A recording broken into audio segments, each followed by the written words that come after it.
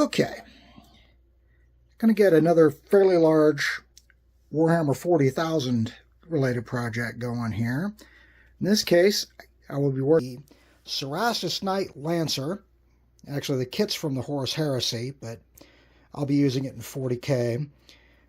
Got a lot of plastic going on here. You know, you've got your main body, your weapons, cockpit, which I may or may not actually detail. This piece of packaging is actually something I'm considering to fill the gaps in the shield, just to make it look a little less empty. I may change my mind there. And then you've got two sprues identical for the legs, armor plates, and some of the arm mechanics. This one's going to be probably a slightly massive build, and in the end it's probably going to stand close to a foot tall. But I'll get started and get going.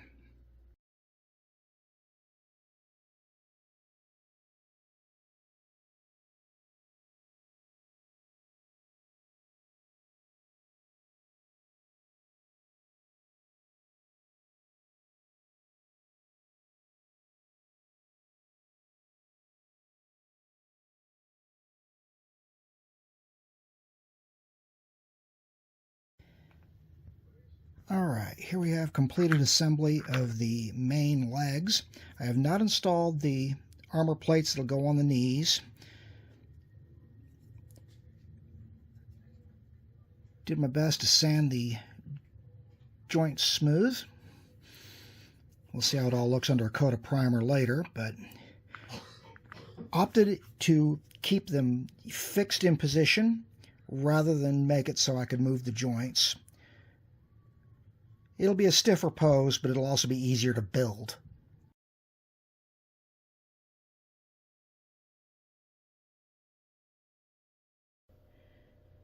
And basic assembly of the legs is done.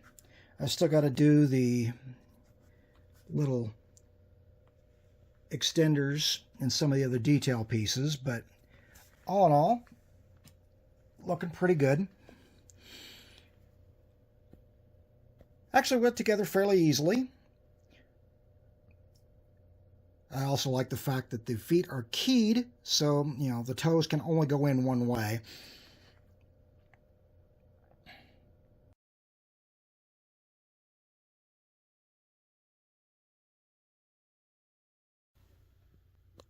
Okay, at this point I can call assembly of the legs complete.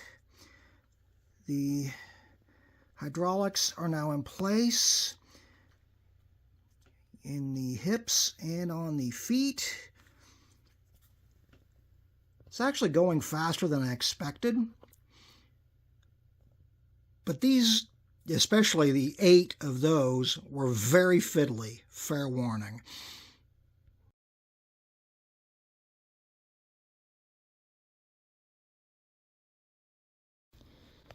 Alright, here we have the completed head and what would normally be the left arm of the knight. With some careful playing of the joint for the shoulder, it's readily switchable to the right arm.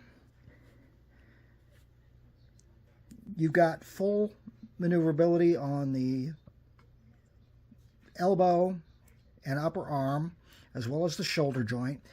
The only real kicker is making sure that little piston gets put in the right spot.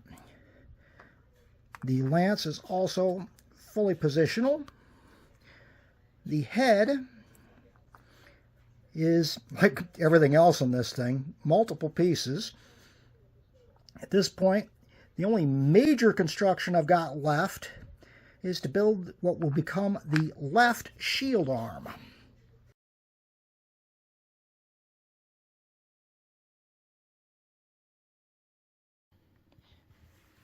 Alright, as you can see, the left arm is now finished with the piston in the right direction. And the fingers looking like they belong on the left hand. I haven't put the shield on yet, mostly because I'm still debating filling those openings. I've also got our cockpit done, debating whether I'm going to bother painting it, because you're not going to be able to see into it unless I leave the hatch open. But I went ahead and built it because, one, these details are actually visible through the main vents on the back, and two, I feel better doing it that way.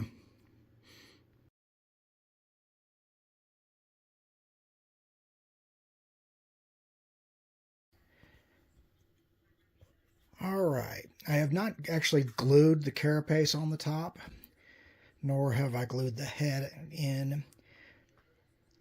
Got the arms in place mostly for purposes of mocking this up. All in all, though, it is quite an impressive looking piece. Won't be too much longer now, and it'll be time to start getting some paint on it.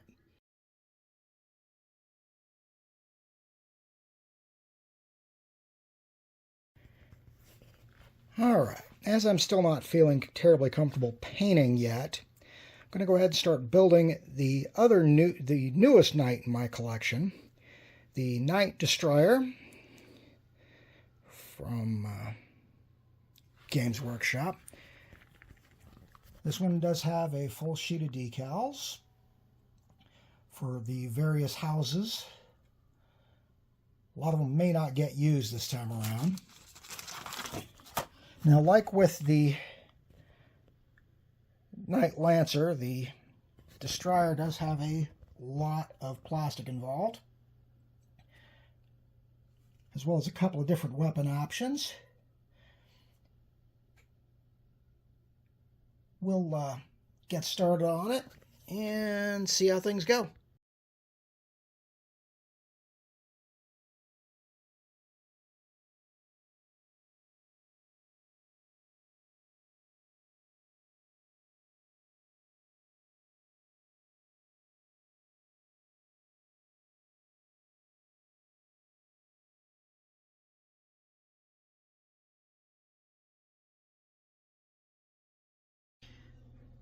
Alright, at this stage, the legs are now built. Of course, they still need to be mounted to their feet and the hips, but each of those legs represents probably close to 10 pieces. So, with a GW Knight, just be ready to do a lot of part fitting.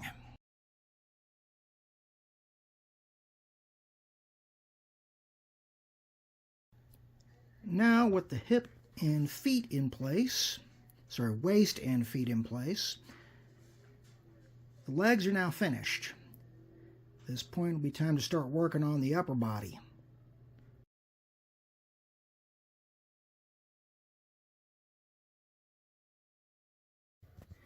Okay, the finished main body. Ordinarily, I'd have held off putting on the plate here, but the cockpit is actually built in as part of that plate. I've gone ahead and built up the cockpit. Whether I will show it later remains to be seen.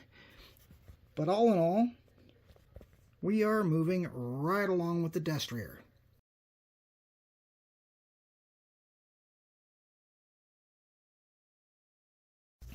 Alright, at this point, we have the head in place. I've gone ahead and fixed it in position. Haven't put the actual mask on yet. Waiting for armor paint on that. We've got the mount for the tilt shield on the right arm and the heavy stubber on the left arm.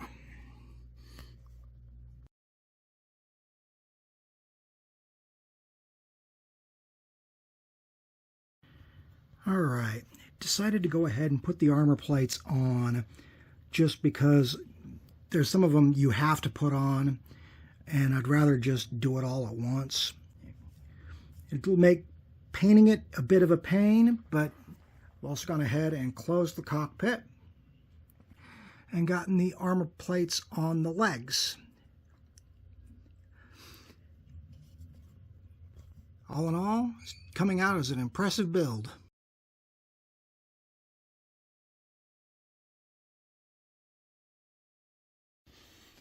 Alright, here we have the main weapon arms, what would actually be gigantic chainsword, and the autocannon, which will go in the arm sockets on the main body. I've gone ahead and locked them in position just so I don't have to worry about the joints flopping around later. We're getting there.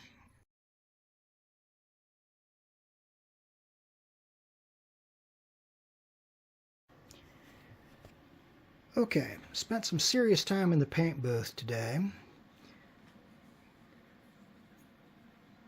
Nearly everything was base coated in black and then hit with a coat of lead belcher. With the noted exception of the gold parts, their undersides are in lead belcher, but the showing side is actually an AK Interactive gold. Make things a little easier when it comes time for painting. But that's where we sit at the moment.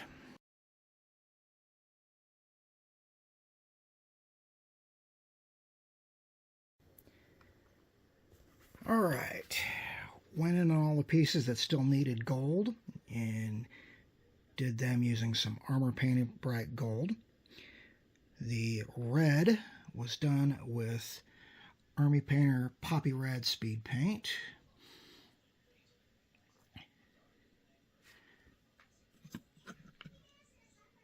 The panel, the hip and one shoulder, or sorry, shin and one shoulder of the Destrier are going to be done in the gray like the Hellhounds. The Lancer will be done completely like the Order of the Blessed Flame,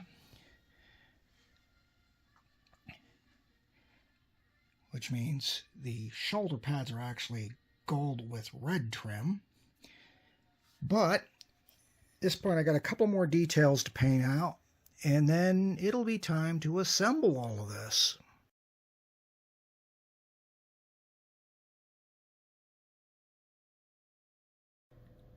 Okay, at this stage, detail painting's all done, decals are done, basing's done. I'm going to call what turned into a dual build of the Knight Lancer and Knight Destrier done.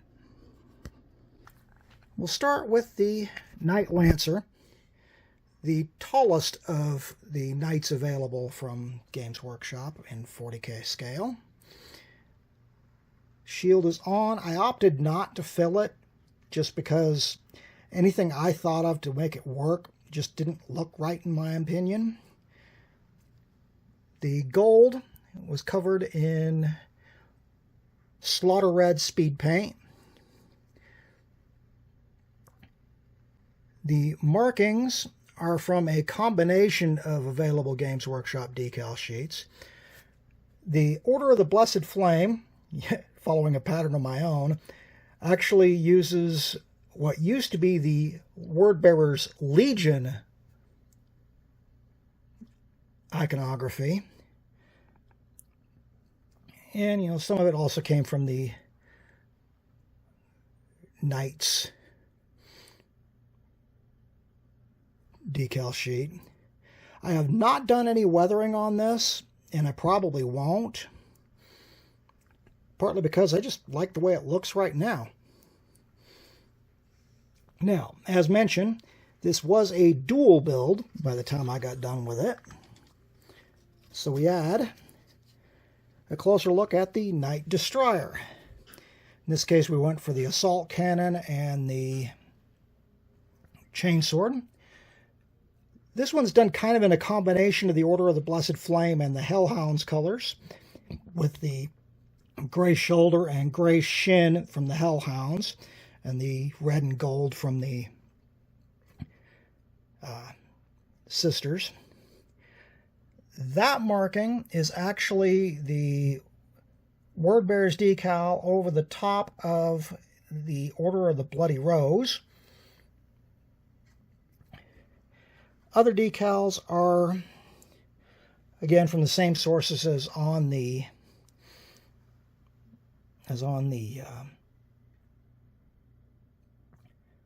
Lancer. Similar paint formula. Details were picked out in brass. Well, some of the hoses were picked out in Black Templar. All in all, both of these turned out really well. The paint may look a little off to some of you, but I'm going to be honest. I'm currently working with only one fully functioning eye, so I'm happy that, as my younger brother put it, I'm happy I stayed in the lines. But now that I'm starting to ramble, I will put some stills at the end of this, and thank you all for watching.